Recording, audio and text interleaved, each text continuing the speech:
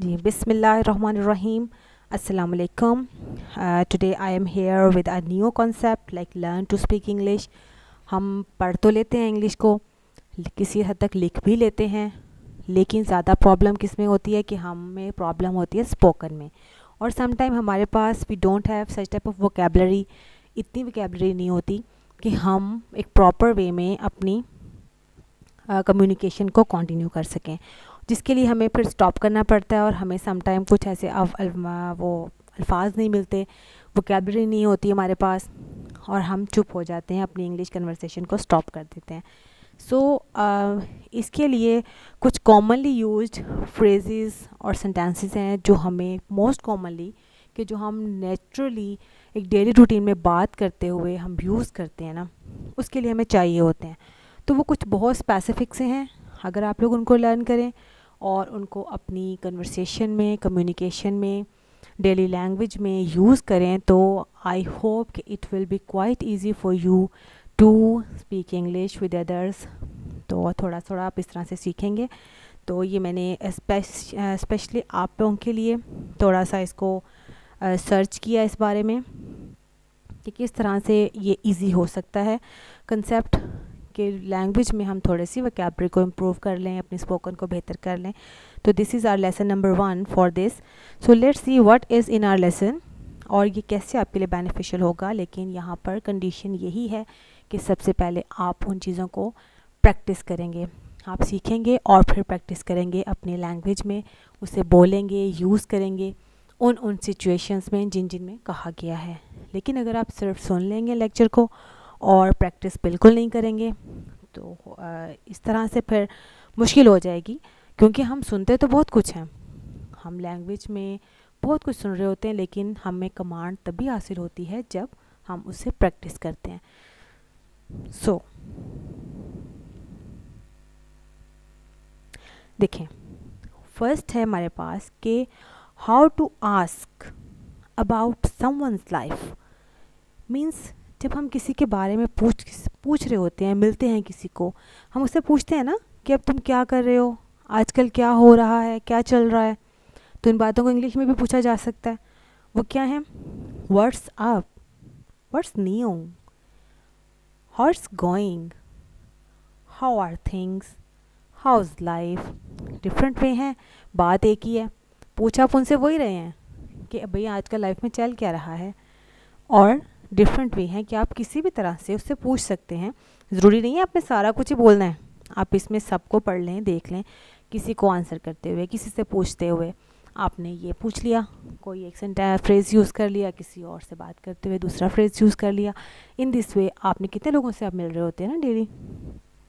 जैसे आप लोग स्टूडेंट्स हैं, स्कूल में आप जाते हैं या कहीं अकेडमीज़ में फ्रेंड्स से मिलते हैं, तो आप यही पूछते हैं ना और क्या हो रहा है. तो आप इन वर्ड्स को यूज़ करें, इन फ्रेजेस को यूज़ करें, तो देखिए कितनी अच्छी स्पोकन हो जाती है बच्चों की. ठीक है ना. What's up, what's new, how's it going, how are things, how's life. So you have to practice it. इसकी प्रैक्टिस करनी है. फ्रेंड से पूछना है ना जब कि आप क्या चल रहा है भाई, क्या हो रहा है आजकल, तो आपने इन फ्रेजेस को यूज़ करते हुए पूछना है. ठीक है. नेक्स्ट है when someone ask about you. जब कोई आपके बारे में पूछे तो आप उसको आंसर कैसे करेंगे. कोई आपसे बारे में पूछ रहा है कि how are you, how do you do, what's going on. जो हमने पहले पूछा, जो हमारा पिछली स्लाइड थी, उस पर हमें ये डिस्कस हुआ ना कि व्हाट्स अप, हाउ's लाइफ. ठीक है ना. किसी ने हमसे पूछ लिया, तो अब हम उससे आंसर कैसे करेंगे. तो यहाँ पे भी बहुत सारे वेज लिखे हुए हैं. I'm fine, thanks. How about you? I'm fine, thanks. How about you? Pretty good. Same as always. Not so great.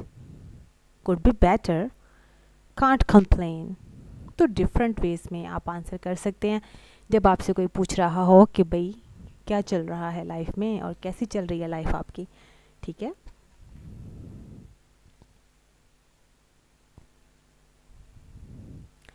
But the condition again same. Condition क्या मैंने बताई है आपको कि आपने इनको प्रैक्टिस करना है। आपसे कोई आपका हाल पूछे तो आपने उसको इस तरह से आंसर करना है। आप नहीं कहना कि मैं बिल्कुल ठीक हूँ। अगर इंग्लिश बोलना सीखना चाहते हैं ना तो you have to use this words in your language में यूज़ करें और डिफरेंट वे में यूज़ करें। एक ही को मत यूज़ करते हैं कि सबको आप बता रहे हैं कि I am fine, thanks, how about you. किसी को बताएं pretty good, same as always. So use differently, different way में यूज़ करें सबको, सारे फ्रेजेस को यूज़ करें डिफरेंट पीपल के साथ, ठीक है। आपकी प्रैक्टिस होगी। देखें अब हमारे पास आ रहा है कि यू वांट टू से थैंक्स। अब मोस्टली हमने किसी को थैंक्स करना होता है तो हम क्या कह रहे होते हैं, thank you so much, thanks a lot, bundle of thanks. ये सेंटेंसेस फ्रेजेस बुरे नहीं हैं, बहुत अच्छे हैं, हमें आते हैं।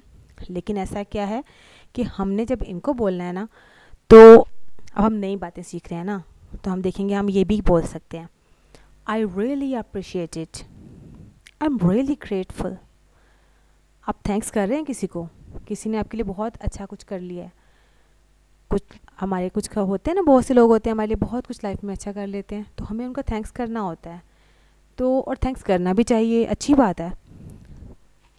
तो हम क्या कर सकते हैं, thank you, thanks a lot, I really appreciate it, I am really good grateful, that's so kind of you, that's so kind of you, I owe you one, I owe you one. इसका मतलब क्या है कि this mean you want, need to do a favour for the other person in the future.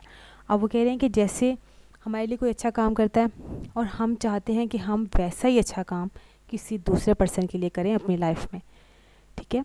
तो उसके लिए हम क्या यूज़ कर सकते हैं, आई owe you one, I owe you one, ठीक है। फॉलो करना है ना किसी को, आई ओव यू वन।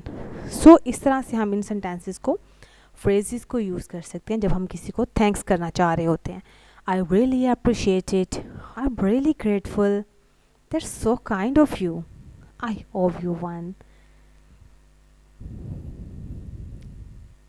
नेक्स्ट देखें, how to reply when someone say thanks to you. अब आपने किसी के लिए अच्छा किया और फिर आपने किसी के लिए अच्छा किया, वो आपको थैंक्स कर रहा है।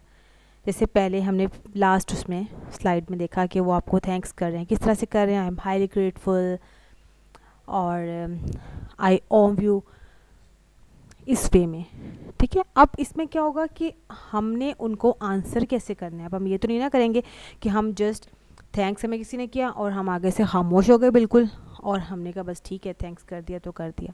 ऐसा नहीं करना। आप क्या करेंगे, आपने उसको, हम कहते हैं ना कि कोई बात नहीं, कोई हमें कहते हैं बहुत शुक्रिया, हम उसे आंसर करते हैं कोई बात नहीं, मुझे खुशी हुई आपका काम करके, मुझे अच्छा लगा आपका काम करके, ठीक है। इस तरह से हम उन्हें आगे से आंसर करते हैं ना। तो इन बातों को इंग्लिश में कैसे आप आंसर करेंगे, वो क्या हैं, वो ये देखें, no problem, no worries, don't mention it, my pleasure, any time. Different way में यूज़ करें इन सारे वर्ड्स को, इन सारे फ्रेजेस को। तो इंशाल्लाह देखें आप ये छोटी छोटी चीज़ें यूज़ करेंगे अपनी लैंग्वेज में, तो आपकी लैंग्वेज कितनी बेटर और कितनी अच्छी हो जाएगी।